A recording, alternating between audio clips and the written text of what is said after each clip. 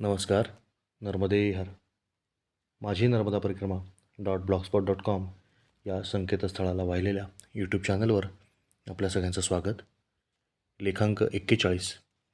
कोरोठार, रामकुंडी, मेहरतला आणि नर्मदेवरचं पहिलं भव्य धरण बर्गी बांध.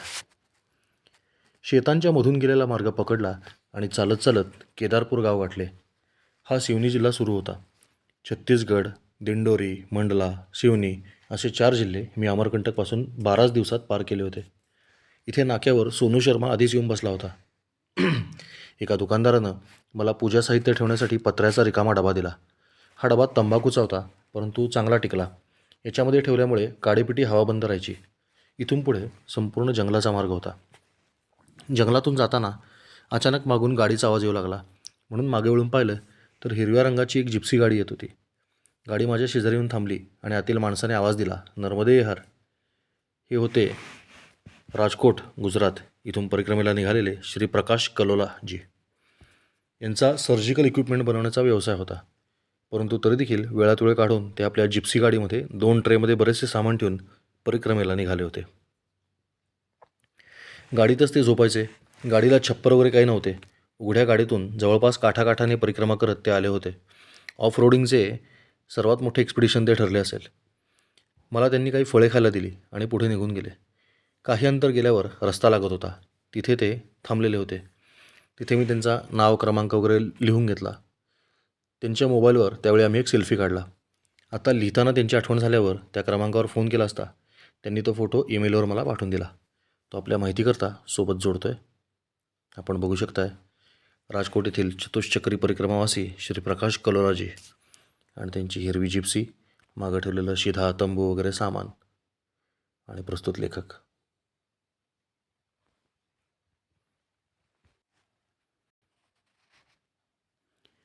प्रकाशजींना नर्मदेहर करून पौंडी गावातून पुन्हा एक शॉर्टकट पकडला आणि चालत राहिलो. प्रत्येक पावलाला नर्मदा मातेचं स्मरण करत चालायचे. असं केल्याने तुम्ही किती चाललात ते लक्षात येत नाही. आज एका अनवट मार्गाने कुरोठार अथवा कोडोठार नावाच्या एका गावामध्ये पोचलो. गावामधून एक मोठा ओढा वाहत होता आणि तो नर्मदेला जाऊन मिळत होता. गावाच्या अलीकडेच ओढ्याच्या काठावर एक आश्रम होता. एका साधूची समाधी, तिच्याजवळच 30 माणसांच्या कवेत मावेल असे एक अतिप्रचंड पिंपळाचे झाड, त्याची तुटलेली एक महावृक्ष सदृश फांदी, त्या फांदीमुळे उद्ध्वस्त झालेला जुना आश्रम आणि समोर छोटासा नवीन बांधलेला आश्रम, शेजारी वाहणारा एक ओढा जो थेट नर्मदेला जाऊन मिळतोय, असं या आश्रमाचं एकंदर स्वरूप होतं. या चित्रात आपण बघतोय की तो भव्य अश्वत्थ वृक्ष, त्याची तुटलेली फांदी, मागे पडलेला तो जुना आश्रम आणि साधूची समाधी, हे सगळं आपल्याला या चित्रात दिसतंय. बाजूनी बघितलं तर या फांदीमुळे उद्ध्वस्त झालेला जुना आश्रम आपल्याला दिसतोय, जो आता वापरात नाही आहे. आणि बाजूला नवीन आश्रमाची मुख्य इमारत, ज्याला पुढे मी VIP रूम असा जिचा उल्लेख केला आहे. आपण जर बघितलं तर नर्मदेचं जे भव्य फुगवट आहे पाण्याचा, पात्राचा, त्या पात्राच्या शेजारी असलेलं हे घनदाट जंगल आहे आणि त्याच्या तुलनेनं आश्रमाचं स्थान आपण बघू शकतो. हा जो सघन वनप्रदेश आहे हा पायी पायी पार करावा लागला होता आणि लाल खूण जिथे आहे तिथे तो आश्रम आहे. लक्षणदास बाबा नावाचे एक साधू या आश्रमाची व्यवस्था पाहत होते. साधूचं वय सुमारे 70-75 असावं. हे साधू मनाने फार निर्मळ होते, परंतु स्वभावाने अतिशय कर्मठ आणि कठोर होते. यांची अत्यंत कडक शिस्त होती. जरा देखील इकडचं तिकडं झालेलं त्यांना चालत नसे. पादत्राणे सांगितले आहेत त्याच ठिकाणी व शिस्तीतच लागली पाहिजेत असा त्यांचा अट्टहास असायचा. या गुणाचा त्यांना फायदा देखील होत असावा, कारण मी या वास्तव्यामध्ये त्या साधूला शंख कसा वाजवायचा ते शिकवले आणि त्यांना ते जमू देखील लागले. ते फार जास्त शक्ती वापरत होते, त्यामुळे त्यांना शंख वाजवता येत नसे. पण जेव्हा मी त्यांना युक्ती शिकवली तेव्हा त्यांनी ती लगेच आत्मसात केली. एका पॅटर्नमध्ये चालण्याच्या सवयीमुळे शंख वाजवण्याचा पॅटर्न अथवा पद्धती त्यांना लगेच कळली. असो, आश्रमामध्ये सर्वप्रथम मी पोचलो. थोड्या वेळाने सोनू शर्मा आला. त्यानंतर वासुदेव नावाचा एक अतिशय खवचट म्हातारा तिथे पोचला. पुढे नर्मदेवर पुनासा नावाचे मोठे धरण आहे, त्याच्या शेजारी हा पुनासा गावातच राहायचा. म्हाताऱ्याने आयुष्यात सर्व गोष्टी करून पाहिल्या होत्या आणि आता अध्यात्म करून पाहावे या विचाराने तो परिक्रमेला आला होता. पुढे 2-3 दिवस तो माझ्या मागे पुढे होता. ऐकायला कमी येत असल्यामुळे फोन स्पीकरवर टाकून बोलायचा. फोन उचलण्यापूर्वी मला सांगायचा, बायकोचा फोन आहे. दरवेळेस पलीकडून वेगळ्या स्त्रीचा आवाज यायचा. मी त्याला विचारले की दरवेळेस वेगळा आवाज कसा काय येतो आहे, तर हसत हसत मला सांगायचा की बायकोच बोलते, फक्त दुसऱ्या कोणाची तरी. इतका म्हातारा, विक्षिप्त आणि परदारा लेप्त होता. सुंभ जळाला तरी अजून त्याचा पीळ जळालेला नव्हता. माझ्या दृष्टीने यातली आनंदाची बाब इतकीच होती की हा बाबा व्यक्तिगत जीवनात काही का करेना, परंतु नर्मदा परिक्रमा पायी करत होता. असो. तर लक्ष्मणदास साधूने आम्हाला पिंपळाचे झाड ज्या खोलीवर पडले होते त्या पडक्या खोलीमध्ये स्वच्छता करून राहायला सांगितले. पारावर काही ग्रामस्थ मंडळी येऊन बसली होती. खोलीमध्ये दगड, विटा, माती यांचा ढीग लागला होता. प्रचंड धूळ होती. वासुदेव म्हातारा आणि सोनू शर्मा दोघे या प्रकारामुळे चिडले. मी शांतपणे हातामध्ये खराटा घेतला आणि जेवढा भाग शक्य होता तेवढा झाडून स्वच्छ केला. कचरा उचलताना तिथे मला एक अग्निकुंड आहे असा साक्षात्कार झाला. मग त्याच्यावरची दगडविटा बाजूला करून त्याच्यामध्ये मी अग्नी प्रज्वलित केला. त्याबरोबर दोघेही तिथे आसन लावायला धावतच आले. मोक्याच्या जागा पटकून दोघांनी आसन लावले. मला जागा शिल्लक राहिली नाही, त्यामुळे मी पिंपळाच्या पारावर आसन लावले. नंतर दोघांना काय वाटले कोणास ठाऊक, त्यांनी माझ्यासाठी थोडीफार जागा निर्माण केली आणि मग मी तिथे माझे आसन हलवले. तिघेही आगीचा शेक घेत मस्तपैकी गप्पा मारत बसलो. सोनू शर्माबद्दल मी आधी सांगितलेलंच आहे. त्याप्रमाणे तो अतिशय झपाझप चालायचा. माझी गती त्याच्या निम्म्याहून निम्मी होती, परंतु तरी देखील आतापर्यंत बरेचदा तो मला भेटला. याचा अर्थ आमचे ससा कासव शर्यतीसारखे चालले होते. अगदी या आश्रमामध्ये येण्यापूर्वी देखील दुपारी चहा पिण्यासाठी बरेली आणि अंडिया या गावातल्या एका धर्मशाळेमध्ये मला ग्रामस्थांनी नेले. तर तिथे आधीच सोनू येऊन बसला होता. सेवेकरी तरुणाने आमच्या दोघांसोबत एक सेल्फी काढला आणि मित्राच्या क्रमांकावर पाठवून दिला. आपण बघू शकता की बरेली गावातला हा सेवेकरी, मध्ये बसलेला प्रस्तुत लेखक, आणि जो मागे बसला आहे तोच तो गतीने चालणारा उंच परिक्रमावासी सोनू शर्मा, ज्याला मी मैयाने सँडल दिले होते माझ्या गरबी. हाच तो आश्रम जिथं वरील छायाचित्र काढण्यात आलं आहे. त्या आश्रमाच्या समोरच्या बाजूला आपण बघू शकता मैयाचं सुंदर एक चित्र काढलेलं आहे. एक छोटंसं नर्मदा माता मंदिर आहे आणि भिंतीवरची ती नर्मदा जी रेखाटलेली ती फार सुंदर आहे. यातली नर्मदा मैया खूप गोड मूर्ती आहे. असो, तर सांगायचं तात्पर्य इतकंच की कितीही वेगाने चाललात तरी मध्ये थांबत असल्यामुळे सोनू शर्मा मागं पडत होता. कधीकधी फार जास्त चालल्यामुळे तो आजारी देखील पडत होता आणि त्यात त्याचे 1-2 दिवस जात होते. मला मात्र डॉक्टर प्रल्हाद पटेल यांनी पहिल्याच दिवशी दिलेल्या सल्ल्याप्रमाणे मी निवांत आणि एका विशिष्ट गतीने न थांबता अखंडित चालत असल्यामुळे तुलनेने कमी त्रास होत होता आणि अंतर देखील अधिक कापलं जात होतं. गप्पा मारता मारता त्या दोघांनी साधूला शिव्या घालायला सुरुवात केली. असे कुठे असते का? परिक्रमावासींना असे पडक्या खोलीमध्ये कधी कोणी झोपायला देईल का? स्वतः साधू मात्र चांगल्या पक्क्या बांधलेल्या खोलीमध्ये राहतोय. गंमत म्हणजे तो आम्हाला त्या खोलीच्या आतमध्ये देखील येऊ देत नाही. स्वतःला कोण समजतो हा साधू? असले 56 साधू पाहिले वगैरे वगैरे. सोनू शर्मा साधारण 40चा शिडशिडीत तरुण होता आणि म्हातारा 60चा होता. 60 बुद्धी नाठी ही म्हण मूर्तिमंत सार्थ करण्याकरताच त्याचा अवतार असावा असे एकंदरीत त्याचे वर्णन होते. सोनू तसा स्वभावाने शांत आहे हे मला माहिती होते, परंतु या म्हाताऱ्याने त्याला चांगलेच भडकवले. दोघे साधूशी भांडून आले. आता तर साधूने निश्चय केला की यांना शक्य तितका त्रास द्यायचा आणि तो प्रत्येक गोष्टीकरता यांना झापू लागला. मला या सर्व गोष्टीची मोठीच मौज वाटत होती. मनोमन मी मोहन साधूचे आणि पर्यायाने नर्मदा मातेचे आभार मानत होतो की मला खूप पूर्वी अशा प्रसंगी कसे वागायचे याचे प्रशिक्षण त्यांनी देऊन ठेवले होते.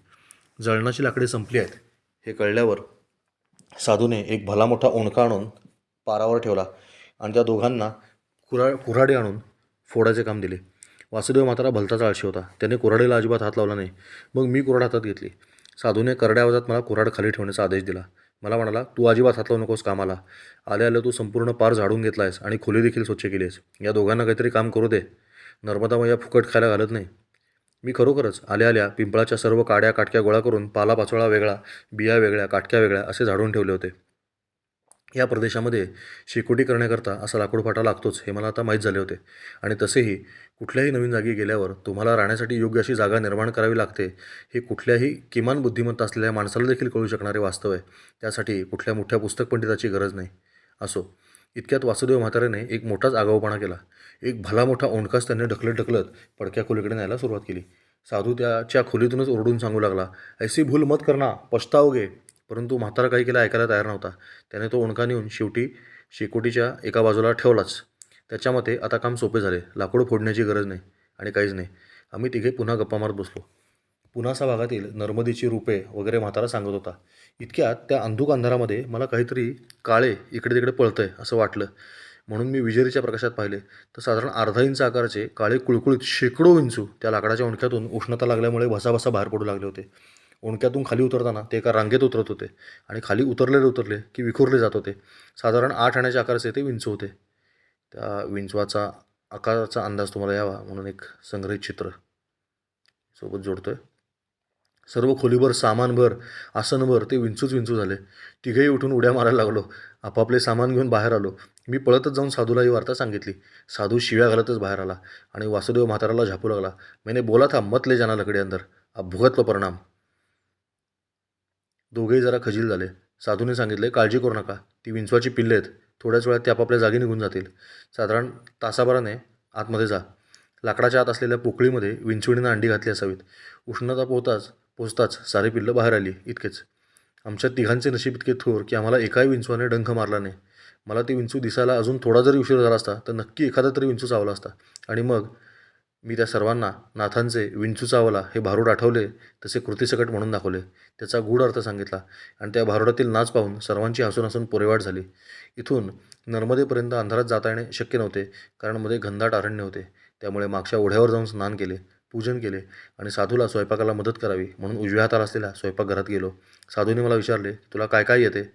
मी अजून शिकतो आहे असे सांगितल्यावर मला म्हणाला, तू काहीच करू नको, फक्त बसून राहा, मी करतो, माझ्याशी गप्पा मार.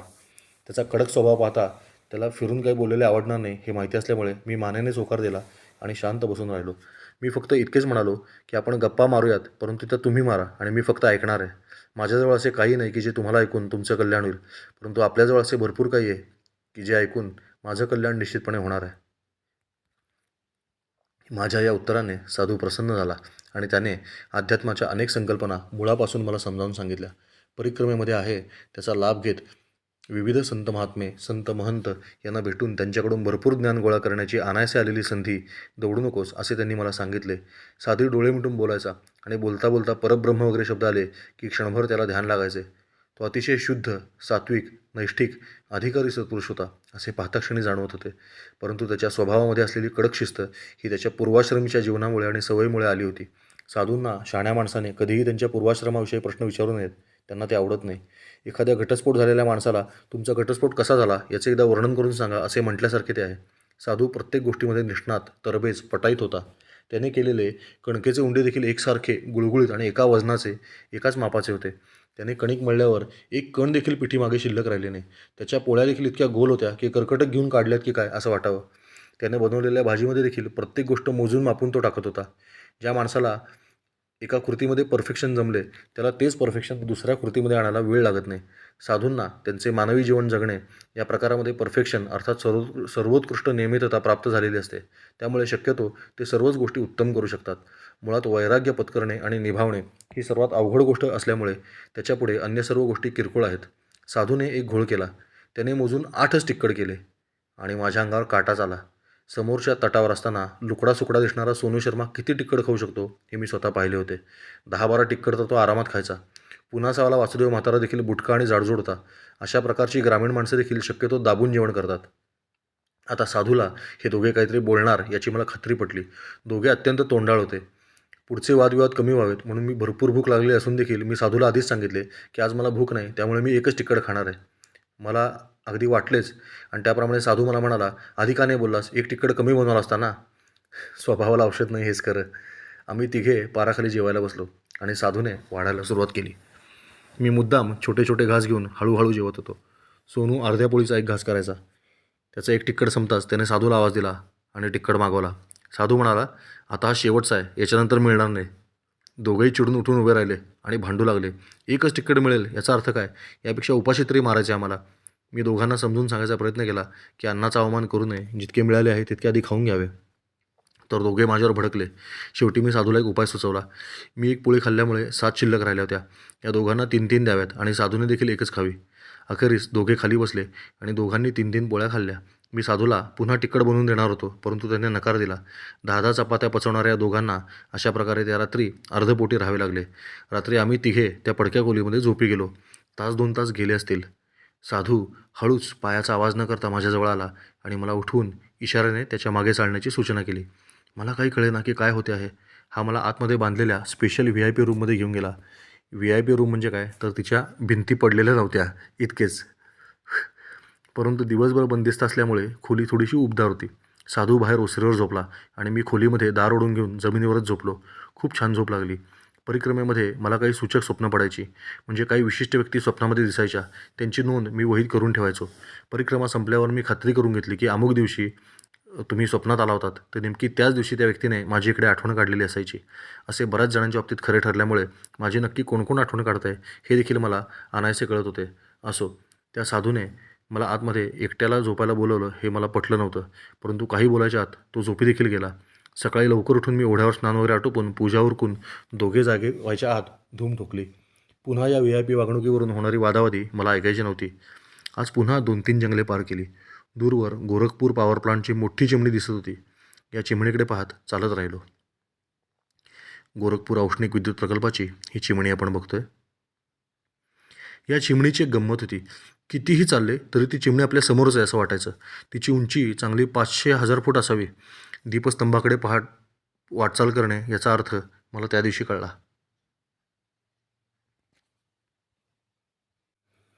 जंगल निर्मनुष्य होतं. मध्ये 1-2 घरे लागली. इथे एक मनुष्य एका झाडाच्या काडीने दात घासत होता. त्याने मला विचारले की तुम्हाला दात घासायला काडी हवी आहे का? ही रामफूल नावाच्या झाडाची काडी होती. त्याने घराजवळ नेऊन मला गरम पाणी आणि रामफुलाची काडी दिली. हा कबीरपंथी होता. कबीरपंथाचे लोक कुठल्याही मूर्तिपूजेच्या अवडंबरामध्ये न पडता कबीरांच्या विचारांनी चालण्याचा प्रयत्न करतात. यांच्या घरात किंवा दारात कबीरांचा फोटो लावलेला असतो. हीच त्यांची खूण. हे लोक पांढरी वस्त्रे, पांढरा झेंडा वापरतात. हा या भागातील किराणा मालाचा दुकानदार होता. आधी त्याने बसण्यासाठी खुर्ची आणि त्यावर छान आसन टाकून व्यवस्था केली. त्याने मला चहा आणि पार्लेजीचा बिस्किटचा छोटा पुडा आणून दिला. तिथे बसल्यावर खूप शांत वाटत होते, कारण सकाळी लवकर निघाल्यामुळे जंगलातून भरपूर चालणे झाले होते आणि थंडी अजून देखील जाणवत होती. इतक्यात सूर्यदेवानं दर्शन दिलं आणि छान उबदार वाटू लागलं. बसल्या बसल्या त्याच्या मुलाने फोटो काढला आणि मित्राच्या क्रमांकावर पाठवून दिला. आपण बघतोय तोच हा फोटो. मागे संत कबीरांचा सुंदर असा फोटो लावलेला आहे.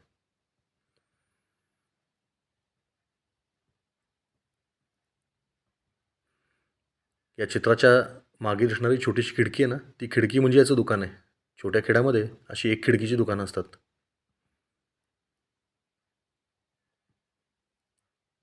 थंडी मी म्हणते. या माणसाने मला पुढील मार्ग समजावून सांगितला. आजकाल शहरातील परिक्रमावासी गुगलचा वापर करून स्वतः मार्ग ठरवतात, परंतु त्याच्यामुळे वाटेतील काही महत्त्वाची ठिकाणे सुटू शकतात. गुगलवर अवलंबून राहण्यापेक्षा जर स्थानिक लोकांशी चर्चा केली तर खूप भारी, सोपे, वेगळे, अद्भुत आणि अनवट मार्ग मिळतात असा माझा अनुभव आहे. असो, असे एक स्थान मला या माणसाकडून कळले व ते म्हणजे रामकुंडी नावाचे जलकुंड होते. वनवासामध्ये असताना स्वतः प्रभू रामचंद्रांनी या कुंडावर स्नान केल्याची आख्यायिका आहे. या परिसरात एक मोठे मैदान आणि छोटी मोठी अनेक मंदिरं तसेच मोठी मोठी झाडं होती. आपण बघतोय की हे रामकुंड तीर्थ. उजवीकडे मोठा तलाव आहे आणि डावीकडे विहीर आहे. अटरिया नावाच्या गावातलं श्रीक्षेत्र रामकुंडी परिसर, गोल विहीर आणि तलाव, इथं रामाने स्नान केलं होतं आणि तलावामध्ये बुडलेलं मंदिर पण आपल्याला दिसतंय आणि त्या विहिरी शेजारी जी कुटी आहे ती एका साधूची कुटी आहे. कुंडामध्ये उतरायला बंदी होती, परंतु दोरी बांधलेल्या प्लास्टिकच्या डब्याने पाणी शिंदून काठावरती आंघोळ करता येत होती. शेजारीच एक मोठा तलाव होता आणि त्यात स्त्रिया धुणं वगैरे धुत होत्या. मला काही लोकांनी सांगितलं की तलाव म्हणजेच रामकुंड आहे आणि काही लोकांनी सांगितलं की जे विहीर वजा गोल टाक आहे तेच रामकुंड आहे. आपल्याकडून पुण्यस्नान चुकायला नको म्हणून मी दोन्ही ठिकाणी स्नान करून घेतलं. इतक्यात वासुदेव आणि सोनू शर्मा देखील आले. इथे एक दिगंबर साधू राहत असे. त्याने आम्हाला शिधा दिला आणि मैदानावरच मंदिराशेजारी एक छोटीशी चूल करून आम्ही तिघांनी स्वयंपाक करून भोजन केले. वासुदेव म्हातारा टिक्कड फक्कड बनवत होता. आज या दोघांचे राज्य असल्यामुळेच त्यांनी पोटभर खाऊन घेतले. दिगंबर साधूला कशाचेच काही पडले नव्हते. तिथे बांधलेल्या एका छोट्या खोलीतून जे लागेल ते घ्या आणि बनवून खा असे त्याने मला सांगितले.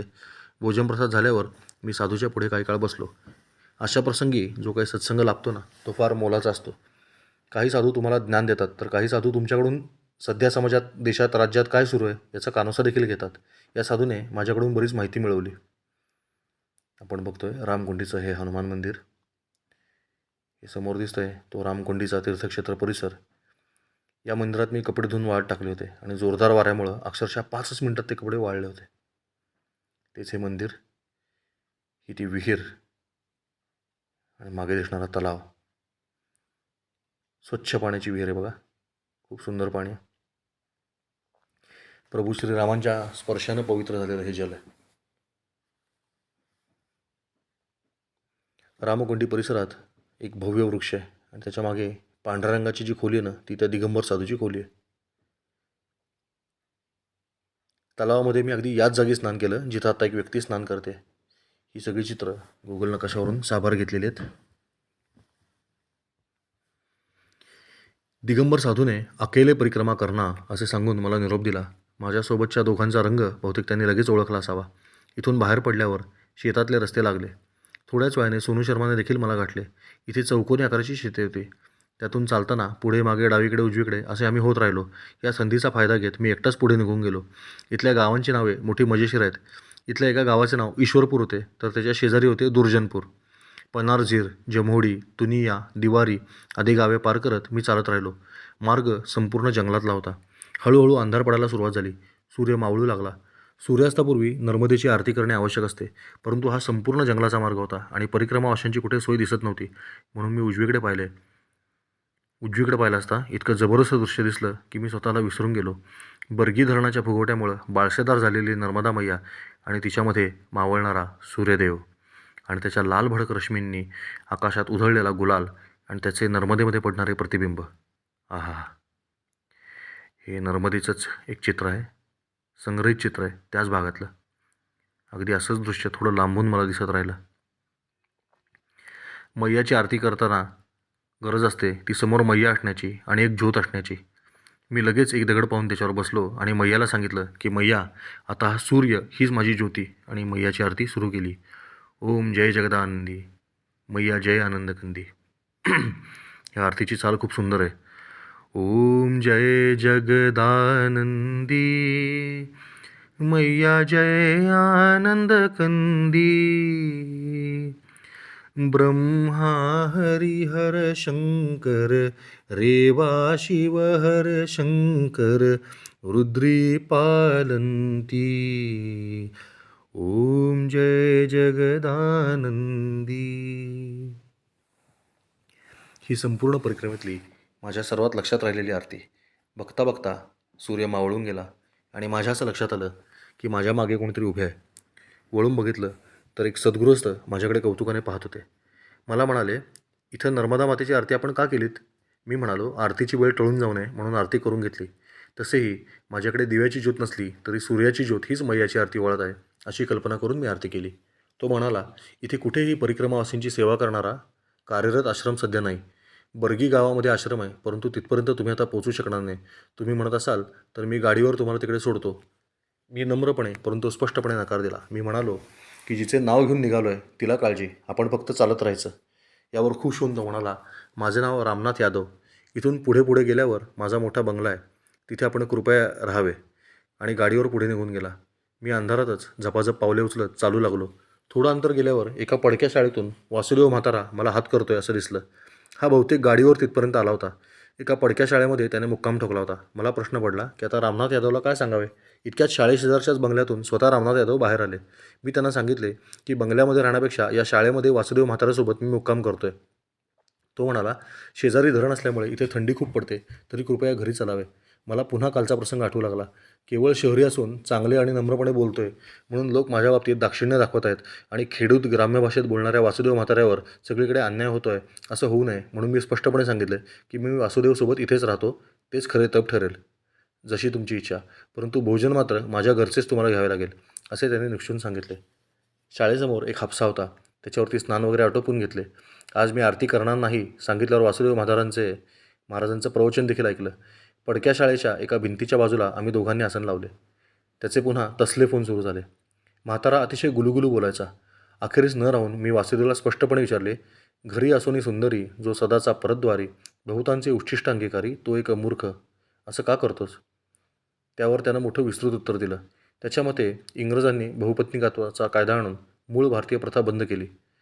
आपल्या 2-3 पिढ्यापूर्वीपर्यंत बहुपत्निकत्व समाजाला मान्य होते. खेड्यामध्ये आजही जितक्या अधिक स्त्रिया सांभाळू शकेल तितका त्या माणसाचा तो पुरुषार्थ मानला जातो. अर्थात हे सर्व भौतिक पातळीवर तो सांगत होता, परंतु तो ज्या भागात राहत होता त्या नेमाड प्रांतात हे अतिशय नित्याचे आहे असे त्याने मला सांगितले. त्यामुळे मनोमन मी त्या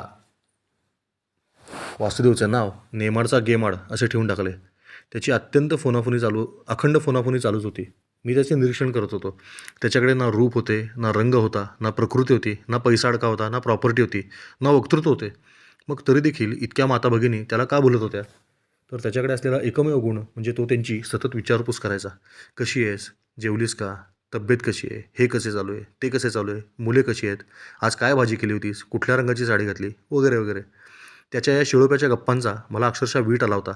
परंतु त्याने माझा तो भाव ओळखून मला सांगितले की स्त्रियांना काहीच नको असते. त्यांना फक्त त्यांच्याकडे लक्ष देणारा कोणीतरी हवा असतो, कोणीतरी नर हवा असतो, सतत त्यांचं कौतुक करणारा कोणीतरी हवा असतो. अशा मनुष्याकरता त्या कुठल्याही थराला जायला तयार होतात. त्याचं वागणं जरी मला पटत नसलं तरी तो जे सांगतोय त्याचे अनुभवजन्य बोलते आणि त्याचे परिणाम देखील मी समोरच पाहत होतो. खरोखरच माझ्या मनामध्ये विचार सुरू झाला की असे जर असेल तर मग आयुष्यभर लोक आपल्या जोडीदाराला छान राहता यावे, छान वाटावे म्हणून जे अहोरात्र कष्ट करतात आणि त्या कष्टांच्या नादात त्यांना वेळ तेवढं द्यायचे विसरून जातात, त्याचे परिणाम किती गंभीर होत असतील. नवे नवे होतातच आणि याचाच गैरफायदा वासुदेवसारखी माणसं घेताना दिसतात. मग जर सर्व माता भगिनींनी एक सोपे सूत्र ठरवले की कुठल्याही परिस्थितीमध्ये असल्या अनावश्यक गोष्टींना, व्यक्तींना, अपेक्षांना आणि इच्छांना मनात थाराच द्यायचा नाही, तर किती संसार सुखाचे होतील. शहरामध्ये सध्या हे सर्वच ताळतंत्र बिघडल्याचे स्पष्टपणे जाणवते. नर्मदेकाठी मात्र मी ज्या काही स्त्रिया बघत होतो त्या सर्व टोकाच्या पतिव्रता आणि गृहकर्तव्यदक्ष, धार्मिक, सात्विक, कष्टाळू, प्रेमळ, तरीही अत्यंत हुशार, मर्यादशील, सुशील, लाघवी, कोणाशी कसे वागावे, कोणाशी कसे बोलावे याचे सम्यक ज्ञान असलेल्या विवेकी होत्या. त्याचे प्रत्यंतर लगेचच आले, कारण रामनाथ यादव सपत्नीक तिथे आमच्यासाठी गरम जेवण घेऊन आले. त्या मातेने अत्यंत प्रेमाने आम्हाला आग्रहपूर्वक जेवायला वाढले. त्या दिवशीचे जेवण इतके अप्रतिम होते की काय सांगावे. गरम गरम तुपातल्या पातळ रोट्या, भाजी, आमटी, भात, दूध सर्वच अप्रतिम. पोटभर जेवण झाल्यावर दोघे निघून गेले. आम्ही दोघांनी त्या कुटुंबाला भरभरून आशीर्वाद दिले. बराच वेळ वासुदेव आणि मी त्या भोजनाचे कौतुक करत राहिलो. वासुदेवची गाडी पुन्हा मूळ पदावर आली. त्याने मला या पतिव्रतेचे उदाहरण देऊन सांगितले की अशी स्त्री आयुष्यात कधी चूक करणार नाही. मग कोण चुका करते, तर हलक्या कानाच्या आणि हलक्या मनोवृत्तीच्या माता भगिनी अशा चुका करतात. आता मी तर पडलो म्हातारा, माझ्या कुठल्याच दृष्टीने यांना काहीच उपयोग नाही, परंतु तरी देखील त्यांच्या मनातील एकलकोंडेपणा दूर करून त्या स्त्रीचा संसार वाचवण्याचं पुण्याचं काम मी करतोय.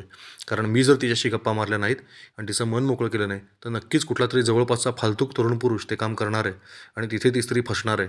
म्हणून एक प्रकारे मोठे सामाजिक कार्य करत आहे. त्याचं हे उत्तर ऐकून मी हतबुद्ध झालो. नैतिकतेच्या कुठल्याच पुस्तकी व्याख्येमध्ये बसणारं हे वर्तन नव्हतं, परंतु ते अनुभवसिद्ध बोलते एवढं मात्र नक्की. अखेरीस त्याची परवानगी घेऊन मी कूस बदलून झोपी गेलो. धरणं शेजारीच असल्यामुळं भयंकर थंडी पडली होती. रात्री उठून वासुदेवने मध्ये जाळ करून ठेवला. त्याचा शेक घेत पहाटे जागा झालो. हातात घड्याळ किंवा सोबत मोबाईल नसल्यामुळं किती वाजलेत हे कळायची काही सोय नसायची. साधारण कोंबड्या आरवत आहे, पक्ष्यांची किलबिल सुरू झाली आहे अशा काही खुणा पहाट झाल्याचे सांगायच्या. किंवा सर्वात सोपे म्हणजे आकाशातील तारे बघून मी वेळ ठरवायचो. रात्री झोपतानाच मी ध्रुव तारा कुठे ते बघून ठेवलेलं असायचं आणि सप्तर्षी किती कोणावर आहे हे देखील मी बघून ठेवायचो. ध्रुव ताऱ्याच्या भोवती एक पूर्ण चक्कर म्हणजे 24 तास. त्या हिशोबाने साधारण किती वाजले त्याचा अंदाज मी लावायचो आणि बरेचदा तो अचूक निघायचा. परिक्रमेमुळे माझे बायोलॉजिकल क्लॉक देखील खूप सुंदर पद्धतीने सेट झाले होते. हे मला परिक्रमा संपल्यावर घरी परतल्यावर लक्षात आले, कारण पुढील कित्येक दिवस मला बरोबर ब्राह्ममुहूर्तावर म्हणजे पहाटे 3:30 वाजता आपोआप जाग यायची. त्या दिवशी देखील वासुदेवला जागृत न करता मी हळूच पुढे सटकलो. त्याचे ते तथाकथित अनुभवसिद्ध तत्त्वज्ञान ऐकण्यात मला शून्य रस होता. त्याला तो एकच ध्यास आहे की काय असे त्याचे वर्तन होते. बहुतेक परिक्रमेला गेल्यावर तरी मात्र सुधारेल अशा अपेक्षेने घरातल्या लोकांनी त्याला परवानगी दिली असावी. असो, अंधुक प्रकाशात मी डांबरी रस्त्यावरून पुढे निघालो. नर्मदा मैया माझ्या उजव्या हाताला होती. आमच्या दोघांच्यामध्ये घनदाट जंगल होते. आता तीव्र असा अवतार सुरू झाला. हा अवतार एवढा भयानक होता की अक्षरशः पळावे लागत होते. पाठीवरचा बोजा आणि काठी वगैरे असल्यामुळं गती अजूनच वाढत होती, परंतु त्यामुळे हे अंतर फार वेगाने कापले गेले. आज जर मी याच गतीने चालत राहिलो असतो तर कदाचित मी जिथून परिक्रमा चालू केली त्या ग्वारी घाटापर्यंत पोहोचण्याचा योग आहे असा मला अंदाज होता. जंगलामध्ये विविध प्रकारच्या वनस्पती होत्या आणि अधूनमधून लोकांनी केलेली शेती दिसत होती. या शेतामध्ये घरातील सर्व लोक मिळून पाखरांना उडवून लावत आहेत असे दृश्य जागोजागी पाहिले. चांगली फलधारणा झालेल्या शेतापासून पाखरांना दूर ठेवण्यासाठी गोफणीने मोठे मोठे दगड भिरकवले जात होते. यातील एखादा दगड चुकून आपल्याला येऊन लागू नये अशी मी मैयाची मनोमन प्रार्थना केली, कारण त्या शेतकऱ्यांना अर्जुनाप्रमाणे फक्त त्या पक्षाचा डोळा दिसत होता.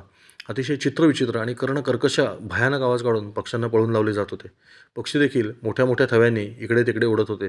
वर्षभर केलेल्या कष्टाचे पाणी होऊ नये म्हणून शेतकरी बांधवांची चाललेली तळमळ आणि तगमग पाहून त्यांची खूप दया आली. शेतकऱ्याचे जीवन कसे असते हे समजून घ्यायचे असेल तर नर्मदा परिक्रमा अवश्य करावी. उलट माझे तर असे मत झाले की ज्यांना कोणाला राजकारणामध्ये पडायचे आहे किंवा समाजकारणामध्ये पडायचं आहे अशा प्रत्येक माणसाने एकदा तरी नर्मदा परिक्रमा करावी, म्हणजे आपले भारतीय जनजीवन कसे काय चालते याची यथार्थ कल्पना त्या व्यक्तीला येऊ शकते. कागदावर ग्वारीघाटाचं इथून अंतर 33 किलोमीटर दाखवलं होतं, परंतु प्रत्यक्षात थोडं जास्त चालावं लागेल असा माझा अनुभव होता. इथले लोक तुम्हाला जे अंतर सांगतात त्यात 2-3 किलोमीटर वाढीव अंतर पकडावे लागते. फार क्वचित तो आकडा अचूक निघतो. असो, बरंच अंतर चालल्यावर बर्गी धरण लागलं. इथून परिक्रमावासी सरळ निघून जातात, परंतु मला ते भव्य धरण बघायचे होते. धरण म्हणजे एक अख्खा डोंगर चढावा लागतो. तेव्हा कुठे तुम्ही भिंतीच्या पातळीला येता आणि माझा तो निर्णय योग्य ठरला.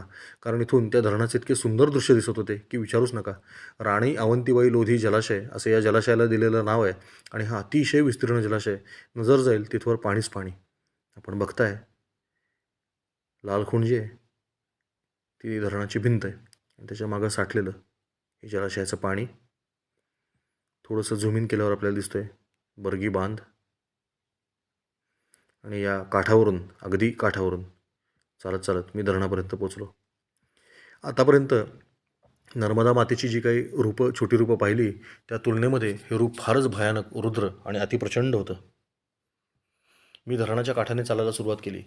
पाण्यापर्यंत जाता येत नव्हतं, इतका गाळ सर्वत्र पसरला होता. पुढे पाणी सोडल्यामुळं पाण्याची पातळी उतरली असावी, त्यामुळं साधारण गुडघाभर गाळ सहज होता. आपण बघताय की गाळ कसा साठलेला आहे काठावरती, त्यामुळं पाण्यापर्यंत जाता येत नाही, कारण मध्ये तुमचा मोठा गाळ पार करावा लागतो. हे बघा, हा असा गाळ असल्यामुळं तुम्ही स्नानासाठी उतरू शकत नाही, कारण तुम्ही आतमध्ये जाल तेवढा सगळा गाळच आहे.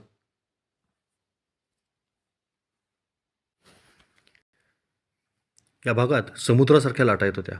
निळेशार पाणी काठाजवळ गढुळलेलं दिसत होतं. पुढे पुढे गाळ कमी होत दगडगोटे दिसायला लागले. आपण बघता या लाटा, मध्ये दिसणारं बेट. आपण जर बघितलं तर या नकाशामध्ये ते बेट आपल्याला दिसतंय. मागर्दा गावाजवळ तेच हे बेट आहे. काठाकाठाने सुंदर चालत बरंच अंतर आल्यावर तिथं काही मुलं पोहून झाल्यावर काठावरती मोबाईलवर काहीतरी पाहत बसलेली दिसली. त्यावेळी त्यांना मी तिथं दिसणं अपेक्षित नसावं. त्यातील एका मुलाने मला हाक मारून फोटोसाठी पोज द्यायची विनंती केली. त्यानंतर माझ्या मित्राच्या क्रमांकावर त्यानं फोटो पाठवून दिले. की त्या मुलाने मला पोज द्यायला सांगितले की मग याला नमस्कार करा, म्हणून मी ती अशी पोज दिली. मग आम्हाला नमस्कार करा. बर्गी धरणाचा साठा आणि मागं दिसणारे जे डोंगर दिसत आहेत ते सगळे डोंगर आणि जंगल पार करत मी इथपर्यंत आलो होतो. या मुलांना मी कोण आहे, काय करतो आहे याबद्दल कुतूहल निर्माण झालं होतं आणि यांना नर्मदा परिक्रमेविषयी काहीच कल्पना नाही असं माझ्या लक्षात आलं. मग मी त्यांना नर्मदा परिक्रमा म्हणजे काय हे सांगू लागलो आणि ती मुलं माझ्यासोबत काठाकाठानं चालू लागली. मोबाईल बघितल्यामुळं शरीराचं कसं नुकसान होऊ शकतं आणि ब्रह्मचर्याची किती ताकद असते याबद्दल मी त्यांना मार्गदर्शन करून पुढे निघून गेलो. इथे काठावरती काही नावा नांगरलेल्या होत्या. प्रचंड गाळ असल्यामुळं धरणामध्ये उतरताच येत नव्हतं, परंतु या मोठ्या आणि लांबच लांब नावामुळं ती शक्यता निर्माण झाली होती. नावेचे एक टोक कोरड्या जमिनीवर आणि दुसरं टोक नर्मदेमध्ये बुडालेलं असायचं. त्या नावेमध्ये चढून सर्व सामान मी काढून ठेवलं आणि दुसऱ्या बाजूनं अलगद नर्मदमय यामध्ये उतरून यथेच्छ स्नान केलं. या बर्गी धरणात नांगरलेलं नाव आपण बघताय. एका नावेतनं दुसऱ्या नावेत उडी मारून जाता येत होतं. नर्मदेमध्ये समुद्रासारख्या लाटा पहिल्यांदाच अनुभवत होतो. प्रचंड वारा असल्यामुळं पाण्यातून बाहेर आलेल्या अर्धा कोरडा होऊन गेलो. अंग पुसून आता धरणाच्या भिंतीवर चढू लागलो. ही भिंत खूप मोठी होती आणि नर्मदेचा मूळ प्रवाह अजून बराच लांब होता, त्यामुळे त्या भिंतीवर थोडं अंतर चालल्याने परिक्रमा खंडित होण्याची भीती नव्हती. कारण अजूनही माझ्या उजव्या हातालाच नर्मदा मैया होती आणि डाव्या हाताला जमीन होती. फरक फक्त इतकाच होता की उजव्या हाताची नर्मदा अगदी जवळ होती आणि डाव्या हाताची जमीन कित्येकशे फूट खोल होती. या भिंतीवर 2 मुलं रील्स बनवण्यामध्ये व्यस्त होती. त्यातील एका मुलाने मला त्यांना पाहिले आणि दोघे माझ्याशी बोलू लागले. यांना देखील नर्मदा परिक्रमा काय असते हे माहीत नव्हतं असं माझ्या लक्षात आलं. मी त्यांना तो विषय समजावून सांगितल्यावर त्याने आनंदाने माझ्यासोबत काही फोटो काढून घेतले. आपण बघताय तोच फोटो आहे.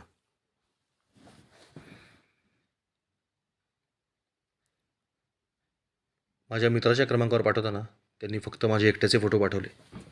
या भिंतीवरून दिसणारं नर्मदेचं स्वरूप अतिशय सुंदर, अतिशय भव्य, अतिशय विशाल असं होतं. अक्षरशः शाई ओतल्यासारखा निळा रंग या पाण्याला आला होता. मी आजवर अनेक धरणं पाहिली, पण इतकं स्वच्छ पाणी कुठल्याच धरणात पाहिलं नव्हतं. खूप स्वच्छ पाणी. या भिंतीवरून किती अंतर चालल्यावर नर्मदेचा मध्यभाग येतो याचा मी अंदाज घेतला आणि त्याच्या साधारण 500 मीटर आधीच उतरायचं ठरवलं.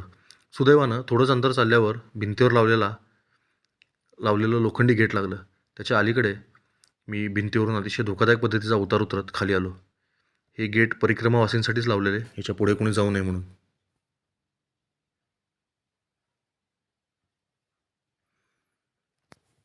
इथून डावीकडे वळलं की पुढं मार्गस्थ होता येतं. उजव्या हाताला नर्मदा नदी आणि तिचा काठ स्पष्टपणे दिसतोय बघा. बर्गी धरणाच्या भिंतीवर या बिंदूपर्यंत सहज चालता येतं. इथून पुढे शक्यतो जाऊ नये, त्यामुळं परिक्रमा खंडित होण्याची शक्यता आहे. इथून दिसणारं नर्मदेचं रूप न मावणार आहे नजरेत. खूप भव्य. आता आपण बघताय नकाशामध्ये की बर्गी धरणाची भिंत आपल्याला दिसते आणि उजवीकडे जलाशय आहे. लाल रंगाने दर्शवलेला नर्मदा मातेचा मध्यबिंदू, डावा आणि उजवा असे दोन कालवे इथून निघतात. पैकी डावा कालवा ओलांडायला परवानगी आहे, कारण काही अंतर गेल्यावर तो नर्मदेला ओलांडून उजव्या हाताला निघून जातो. उतार उतरून खाली आल्यावर बर्गीनगर नावाचं छोटंसं नगर वसवलं आहे.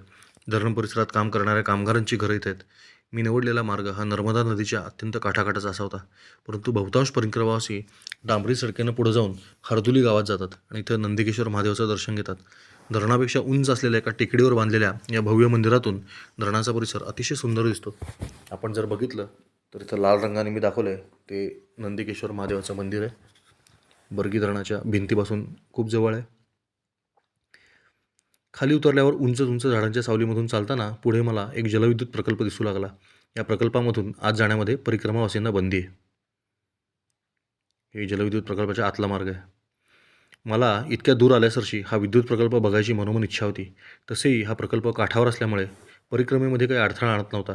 परंतु ग्रामीण भागातील परिक्रमावासी कधीकधी मागचा पुढचा विचार न करता शौच विसर्जन वगैरे करतात, तसेच घाण देखील करतात. असा पूर्वानुभव असल्यामुळे या प्रकल्पामधून परिक्रमावासींना अजिबात प्रवेश दिला जात नाही. दुसरं अजून एक कारण आहे, परंतु ते मला थोड्या वेळाने कळलं. योग्य वेळी सांगतो. आता आतमध्ये कसा प्रवेश करावा याचा विचार मी करत होतो. इतक्यात प्रकल्पाचे भव्य लोखंडी द्वार जे बंदच होतं, त्यातून एक माणूस माझ्या दिशेने येत होता आणि बहुतेक इथे मार्ग नाही असं तो मला सांगतोय हे माझ्या लक्षात आलं. सुदैवाने त्या प्रकल्पाच्या महाद्वारापाशी मी यायला आणि आतून एक आलिशान गाडी बाहेर यायला एकच वेळ आली. या गाडीमध्ये प्रकल्पाचे चीफ इंजिनियर साहेब बसले होते. तशी पाटीच त्या गाडीवर लावलेली होती. मी हात करून गाडी थांबवली व त्यांनी काच खाली केली. मोठ्या साहेब लोकांशी कुठल्या भाषेमध्ये बोलल्यावर त्यांचे अंतःकरण द्रवते याचा माझा थोडाफार अभ्यास होता. मी त्यांना म्हणालो, "excuse me sir, my name is XYZ and I am from ABC city and I am an engineer by education. Could you please allow me to have a walkthrough of your STEAM project? I have heard a lot about it and I am keen to watch it. It's possible with your permission only. I assure you that I'll walk away immediately after seeing the campus." "Oh, why not sir, it's my pleasure." असे म्हणत त्याने gate उघडण्यासाठी आलेल्या इंजिनियरला हाक मारली आणि सांगितलं, "ये महाराष्ट्र से बड़े इंजीनियर साहब आए हैं. इनको जरा अपने हायड्रो प्लांट को दिखाना, सब कुछ दिखाना, चाय पाणी नाश्ता सब खिलाना." काच वर गेली आणि गाडी निघून गेली. जो इंजिनियर मगाशी मला हाकलायला पुढे येत होता तो सर सर म्हणून माझ्यासोबत फिरू लागला. वरील प्रसंग ऐकायला गमतीशीर वाटतो, परंतु आजही आपला देश कसा गुलामगिरी मानसिकतेत जगतोय याचं हे उत्कृष्ट उदाहरण आहे. इंग्रजीमध्ये बोललो की आजही आपल्या समाजातील बहुतांश लोकांना हा मनुष्य कोणतरी खूप मोठा आणि उच्च शिक्षित आहे असा गैरसमज होत असतो. प्रत्यक्षामध्ये मी बोललेली वरील वाक्य कुठलाही शाळकरी मुलगा देखील बोलू शकला असता, परंतु त्याची फारशी शहानिशा न करता इंग्रजीमध्ये बोललं आहे म्हणजे सर्व सत्यच असणार असा समज इंजिनियर साहेबांनी करून घेतला आणि माझं काम झालं. हेच जर मी माझी शैक्षणिक ओळख लपवून एक परिक्रमावासी म्हणून विनंती केली असती तर कदाचित ती धुडकावली गेली असती. ज्याने त्याने विचार करून पाहावा. असो, जबलपूरवरून येऊन जाऊन नोकरी करणारा तो एक ज्युनियर इंजिनियर होता. तो मला पुढे पुढे घेऊन जात असल्यामुळे वाटेत असलेल्या कुठल्याही सिक्युरिटी गार्डने मला अडवले नाही. हे एक प्रतिबंधित क्षेत्र असून इथे फोटोग्राफी देखील प्रतिबंधित होती. जबलपूर हे मध्य प्रदेशातलं सर्वात मोठं शहर मानलं जातं. इंदोरच्या जवळपास जाणारा असा याचा विस्तार आहे आणि इथून पुढे नर्मदेच्या काठावर प्रचंड गाव आहेत. त्यामुळे हे धरण अतिशय संवेदनशील मानलं गेलं आहे. याच्या 1 दशांशाहून अधिक लहान असलेल्या पानशेत धरणाच्या फुटण्यामुळं पुणे शहराची काय वाताहत झाली होती हे आपण जाणतोच. पानशेत धरण 10 TMC क्षमतेचं आहे, तर बर्गी धरण 140 TMC क्षमतेचं आहे. त्यामुळं इथे इतकी कडक सुरक्षा व्यवस्था असणं हे स्वाभाविक होतं. हे धरण फुटलंच तर अर्धा मध्य प्रदेश वाहून जाईल. असो, इथे मी थोडीशी टेक्निकल माहिती त्या धरणाची दिली आहे. वाचकांनी ती बघावी. साधारण 70 मीटर उंचीचं धरण आहे. 5 किलोमीटर लांबीची त्याची भिंत आहे.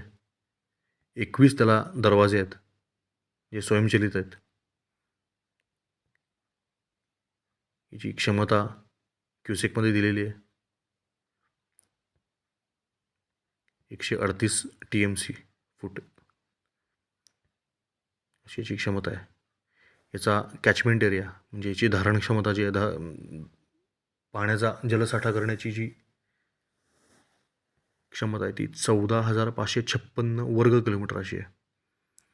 अभियंत्यानं संपूर्ण प्रकल्प मला मोठ्या आस्थेनं दाखवला. या परिसरामध्ये आलेला मी पहिला परिक्रमावासी आहे हे देखील त्याने मला सांगितले.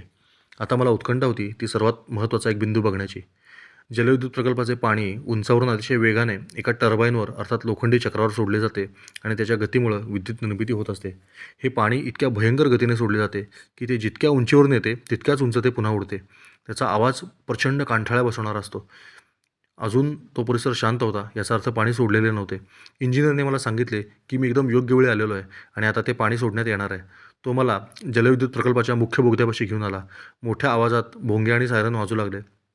इंजिनियरने मला सांगितले की कुठल्याही परिस्थितीमध्ये मला पाण्याच्या दिशेला जायचे नाही आहे, अन्यथा पाण्याच्या गतीमुळे निर्माण झालेले वारे आपल्याला पाण्यामध्ये खेचून घेतात. अचानक ढग गडगडतात तसा गडगड आवाज येऊ लागला आणि छातीमध्ये धडकी भरेल अशा पद्धतीचा ऊर दडपवणारा आवाज करत नर्मदा जलाचा एक भव्य प्रवाह त्या बोगद्यातून बाहेर आला. हे दृश्य अत्यंत अद्भुत परंतु तितकंच भयंकर होतं. तुम्ही कल्पना करू शकताय ही जी लोखंडी मार्गिका दिसते ना, याच्यातूनच मी चालत गेलो फक्त पाण्याच्या विरुद्ध दिशेने. कारण पाण्याच्या दिशेने चालताना तुमचा अक्षरशः डोळे गरगरतात. हा संपूर्ण प्रवास अतिशय चित्तथरारक होता. इथून चालताना तुम्ही पूर्णपणे भिजता तुषारामुळे. हे बघा, ही जी मार्गिका आहे ना, इथून ते पाणी चाललं आहे आणि याची जी भिंत दिसते त्या भिंतीवरून आपल्याला चालायचं आहे. खूपच भयंकर आहे. उजव्या बाजूची भिंत बरं का. आणि हा डावीकडनं चाललेला कालवा आहे. आणि जे भिंतीच्या उजवीकडे पाणी साठलं आहे खाली ते तुषारांचं पाणी साठलं आहे. म्हणजे इथं किती तुषार उडत असेल तुम्ही कल्पना करून बघा. खूप भयंकर आहे. आता इथून ते खूप छोटं दिसतंय. प्रत्यक्षामध्ये ती एक कार जाईल एवढा मोठा तो रस्ता आहे. लोखंडी जिन्याचा एक मार्ग या बोगद्याच्या वरून पलीकडे जाऊन वळत होता. इंजिनियर त्याच बाजूला थांबून राहिला कारण या पाण्यामुळे सर्वत्र मोठे तुषार उडून मोठाले ढग तयार झाले होते. त्याच्यामध्ये भिडण्याची त्याला इच्छा नव्हती.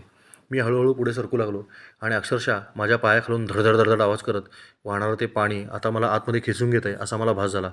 हे पाणी इतकं पांढरं शुभ्र होतं की विचारू नका. तिथेच 5 मिनटं उभं राहून मी त्या पाण्याकडे बघत राहिलो. अक्षरशः ध्यान लागेल अशी ती अवस्था होती. मन संपूर्ण निर्विचार झाले होते. पंचमहाभूतांची ताकद किती अफाट आहे याची प्रचिती मी घेत होतो. त्या पाण्यामध्ये आलेली कुठलीही वस्तू त्याने छिन्नभिन्न केली असती इतकी त्या प्रवाहामध्ये ताकद होती. इकडून इंजिनियर मला ओरडून सांगत होता की बाबाजी तिथे उभे राहू नका, पुढे जा. परंतु मला त्याचा आवाज ऐकू येत नव्हता. इतका त्या पाण्याचा आवाज होता. अखेरीस त्याने एका सुरक्षा रक्षकाला माझ्या दिशेने पाठवले. तो बिचारा तुषारामध्ये भिजत माझ्याकडे आला आणि मला पुढे जाण्याची विनंती केली. त्याचंही बरोबर होते कारण धरणाच्या भिंतीवरून कोणी मी तिथं उभा आहे असा फोटो काढला असता तर त्याची नोकरी गेली असती. परंतु नर्मदा मातेचे हे असे अद्भुत स्वरूप मला कधी पुन्हा बघायला मिळणार होते. त्यामुळं निर्विचार अवस्थेमध्ये मी तिथे हतबुद्धपणे उभा होतो. पुढे गेल्या डावीकडे वळून चालावे लागत होते आणि इथे तर त्या पाण्याचे अजूनच भयंकर रूप बघायला मिळत होते. कारण जेवढ्या उंचावरून ते पाणी येत आहे जवळपास तेवढ्याच उंच ते पुन्हा उडी मारत होते. इथे मला काहीही दिसत नव्हते. संपूर्णपणे ढग आणि तुषार होते. मी पूर्णपणे भिजून गेलो होतो. बोगद्यातून ते पाणी थोडंफार या पद्धतीनं बाहेर पडत होतं. माझ्या कल्पना यावी म्हणून मी कुठल्या मार्गाने चालत गेलो आणि बोगद्याचं ठिकाण कसं होतं हे दाखवण्यासाठी एक फोटो खाली जोडतो आहे. आपण बघू शकताय की उजवीकडं हा जलाशय मोठा उंचावरती की त्या धरणाची भिंत आहे 70 मीटर उंचीची आणि हिरव्या रंगाने जे दाखवलं ना तो माझा चालण्याचा मार्ग आहे.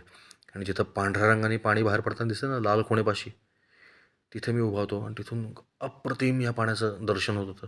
खूप मोठं आहे हे. आणि पुढे धरणाच्या भिंतीतनं देखील दरवाज्यातनं विसर्ग केलेला आपल्याला दिसतोय. 21 जी दार आहेत त्यातली 5 दार आपल्याला दिसत आहेत वरती.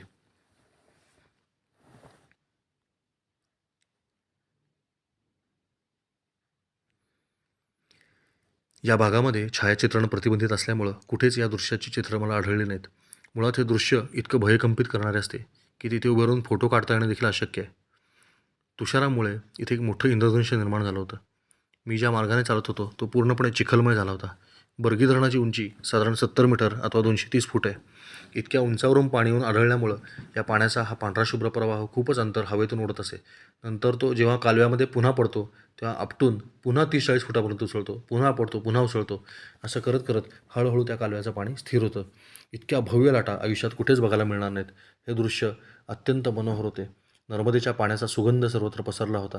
माझ्या मनामध्ये हा प्रकल्प बघण्याची इच्छा यायला आणि प्रमुख अभियंता त्याचवेळी दारातून बाहेर पडायला, हा अशक्यप्राय योगायोग जुळवून आणण्याचे सामर्थ्य दुसऱ्या कोणामध्ये आहे? जिच्यामध्ये आहे तीच अवखळ मुलीसारखी उड्या मारत पुढे निघून चालली होती. हे तिचे केवळ 1% जल होते. 99% जलाचा मुख्य प्रवाह अजूनही माझ्या उजव्या हातालाच होता. हा डावा कालवा खूप मोठा आहे. पुण्यामध्ये मुठा नदीचं पात्र जेवढं आहे साधारण तेवढा हा कालवा आहे. बहुतांश परिक्रमावासी या कालव्याच्या पलीकडच्या तटावरून प्रवास करतात. मला मात्र नर्मदा मातेने डाव्या कालव्याच्या या तटावरून प्रवास करण्याची सुसंधी दिली होती. पलीकडच्या तटावर राणी अवंतीबाई लोधी हिचा सुंदर पुतळा आहे. हा पुतळा या काठावरून दिसत होता. ही मूर्ती तुम्हाला कोल्हापूरच्या ताराराणीच्या मूर्तीची आठवण करून देते. अमर हुतात्मा राणी अवंतीबाई लोधी यांची माहिती इथं लावलेली आहे. आपण व्हिडिओ पॉज करून ती वाचू शकता.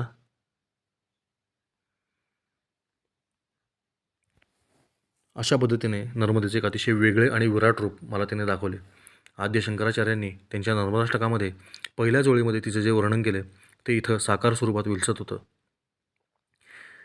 आदिशंकराचार्य म्हणतात, बिंदू सिंधू सुस्खलत तरंग भंग रंजितम, म्हणजे थेंबाच्या मोठ्या सागरासह वेगाने खाली पडत लाटांमध्ये रूपांतरित होत भंग पावणाऱ्या जलाने जी नटलेली आहे. द्विषत्सुपाप जात जात कारिवारी संयुतम, द्वेषातून निर्माण होणाऱ्या पापाचं निर्मूलन करण्याचं सामर्थ्य असलेलं पवित्र जल जिच्यामध्ये आहे. कृतांत दूत कालभूत भीतिहारी वरमध्ये, यमदूतांच्यामुळे निर्माण झालेल्या मृत्यूच्या भयाचं जी हरण करते. त्वदीय पाद पंकजम नमामि देवी नर्मदे, अशा तुझ्या चरणकमलांना हे नर्मदा देवी मी नमस्कार करतो. त्या ठिकाणी उसळणारं तिचं खळाळतं जल पाहून मग हृदयांतर्यामी वास करणारी सरस्वती देखील उफाळून येते आणि त्या नर्मदा मातेचे गुणगान करू लागते. तुषार सागरे खळाळ त्या जलात शोभते, तुषार सागरे खळाळ त्या जलात शोभते, धुवून द्वेष पाप हो जिचे सलील टाकते. मरावयास भीती त्या भयास पूर्ण भेदिते, नमू तुझ्या पदारविंदी मायदेवी नर्मदे, नमू तुझ्या पदारविंदी मायदेवी नर्मदे. नर्मदे हर, नर्मदे हर, हर हर नर्मदे.